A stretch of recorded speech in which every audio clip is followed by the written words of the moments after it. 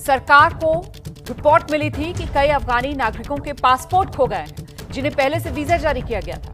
खुफिया एजेंसियों को शक है कि ये पासपोर्ट और पहले जारी किए गए वीजे का इस्तेमाल आतंकवादियों की तरफ से किया जा सकता है, लिहाजा सुरक्षा के मद्देनजर ये रोक लगाई गई है।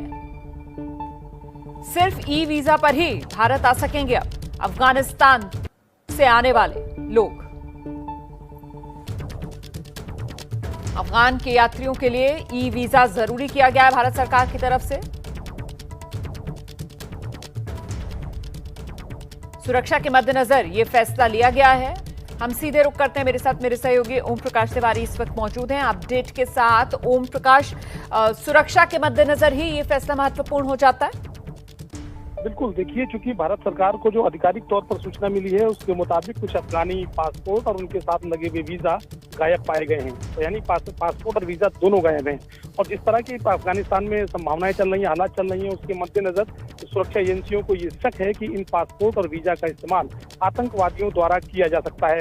भारत सरकार को ये डर है कि यदि इन पासपोर्ट और वीजा की आड़ में एक भी आतंकवादी भारत में घुस गया तो वो बड़ी साजिश को अंजाम दे सकता है।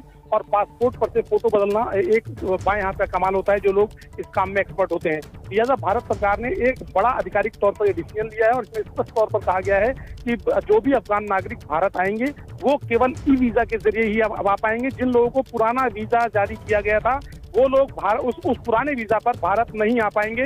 केवल ई वीजा के जरिए ही अफगान नागरिकों का भारत में प्रवेश मिल सकेगा। बहुत बहुत शुक्रिया ओम प्रकाश तिवारी इस तमाम जानकारी के लिए। और सीधे आपको लेकर चलते हैं, मेरे साथ मेरे सहयोगी नीरज पांडे भी इस वक्त मौजूद है। नीरज, कुछ और कदम जो भारत सरकार की तरफ से सुरक्षा के मद्देनजर आने वाले दिनों में और उठाए जा सकते हैं, जिस तरीके से ये ई वीजा वाला फैसला लिया गया है, जानकारी कुछ मिल रही है? जी बिल्कुल, निश्चित रूप में भारत सरकार इस बात को लेकर चिंतित है। जैसा ओम प्रकाश तिवारी जी ने भी ये बात बताई कि इस समय के जो हालात हैं, ऐसे में कोई भी इसका फायदा उठाकर भारत में दाखिल हो सकता है। ऐसे में भारत सरकार ने एक बहुत महत्वपूर्ण कदम उठाया ई वीजा के जरिए, ताकि जिसको आना है वो ई वीजा के तहत अप्लाई करे और फिर उसके बाद भारत सरकार निर्णय लेगा किसको भारत में एंट्री देनी है, किसको नहीं देनी।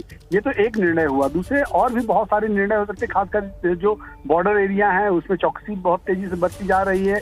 प्लस जो जितने भी एयरपोर्ट हैं उसमें ऑलरेडी हाई अलर्ट जारी कर दिए गए हैं, खासकर उन इलाकों में जो सीधे तौर पर पाकिस्तान और अफगानिस्तान से इलाके लगते हैं। तो ये एक तरह से देखा जाए तो भारत सरकार अभी मौजूदा हालात की डेली बेसिस पे मॉनिटरिंग कर रही है और डेली बेसिस पे जिस तरह की एहतियात बरतने चाहिए उन पर फैसले ले रही है। तो ई वीजा उसी के तहत एक बड़ा फैसला है। जी बहुत बहुत धन्यवाद आपका इस तमाम जानकारी के लिए नीरज।